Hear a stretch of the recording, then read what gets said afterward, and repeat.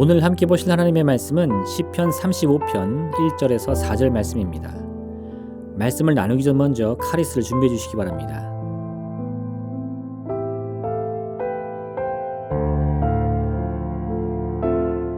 여호와여, 나와 다투는 자와 다투시고 나와 싸우는 자와 싸우소서.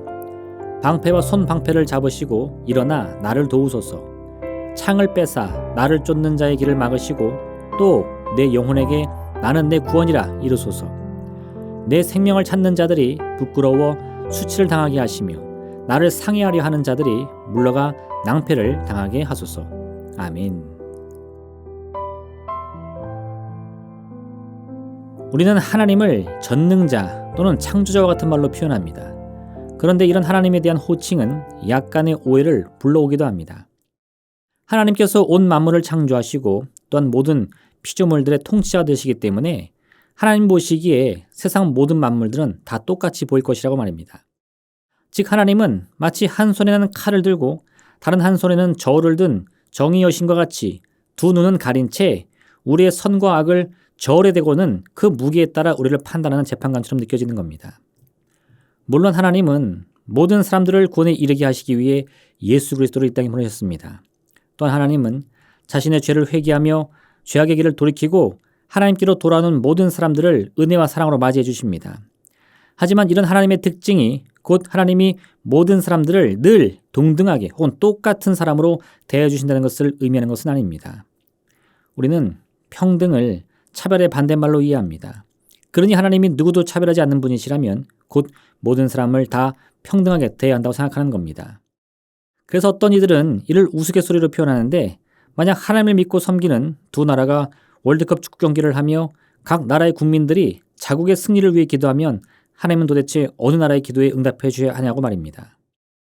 그런데 이런 하나님에 대한 이해는 온 세상을 창조하시고 다스리신다는 하나님의 절대적인 권능과 능력에 대한 오해에서 비롯되는 것입니다.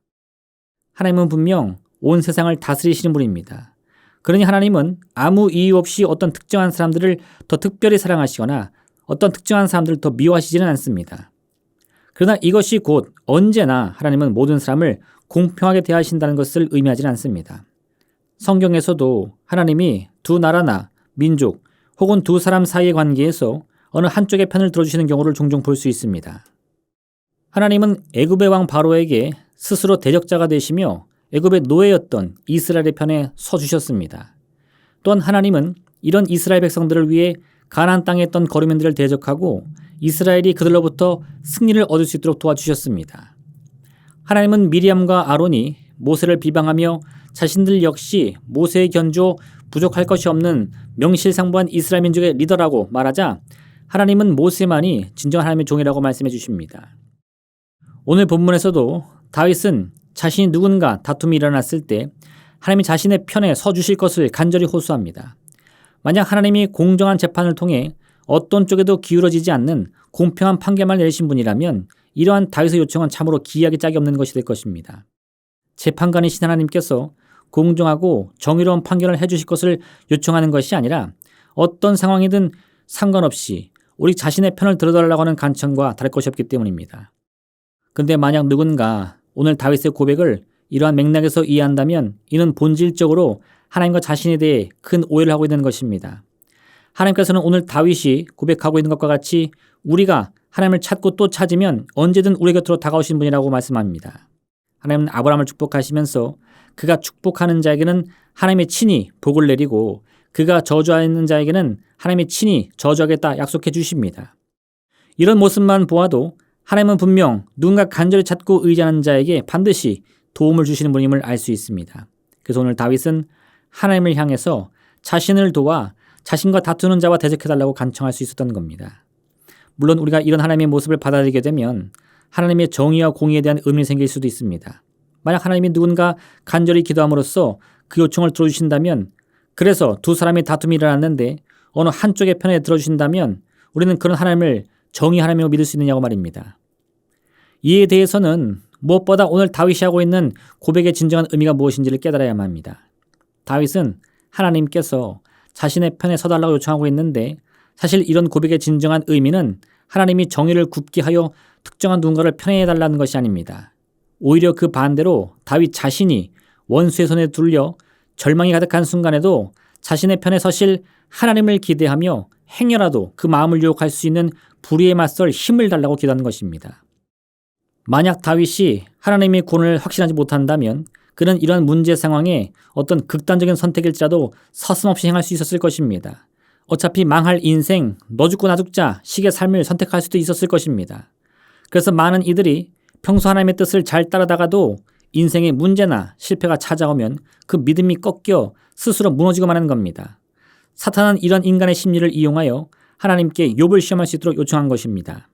그러나 다윗은 이런 상황에서도 하나님이 자신의 편에 서주실 것을 믿음으로 확신합니다.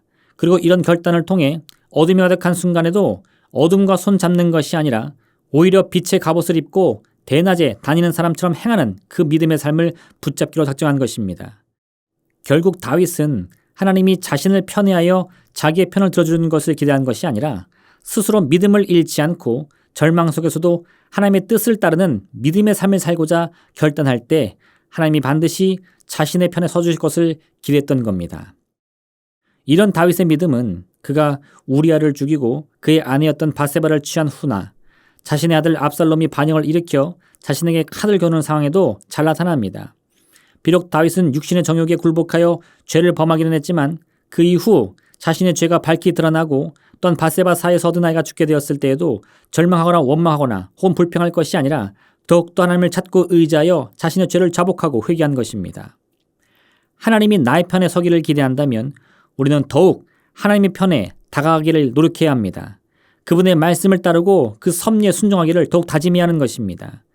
하나님이 우리와 가까워지기를 바랄 때 꼭 하나님께서만 우리에게 다가와 주셔야만 하는 것이 아닙니다. 우리 자신이 하나님께 더욱더 가까이 다가가기를 바란다면 어느 순간 하나님이 우리 편에 서 계신 것을 우리는 발견할 수 있을 것입니다. 오늘 하루 이처럼 나와 함께 하신 하나님을 여러분의 믿음의 결단으로 확인하며 경험하시기를 부탁드립니다.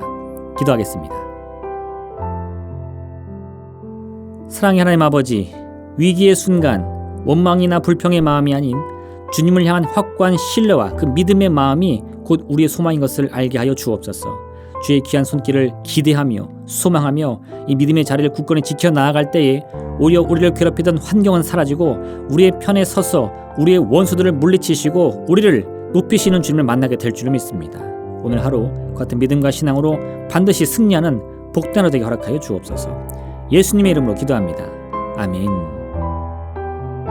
하늘에 계신 우리 아버지, 아버지의 이름을 거룩하게 하시며 아버지의 나라가 오게 하시며 아버지의 뜻이 하늘에서와 같이 땅에서도 이루어지게 하소서.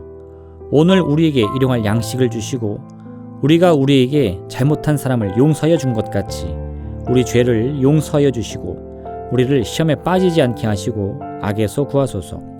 나라와 권능과 영광이 영원히 아버지의 것입니다. 아멘.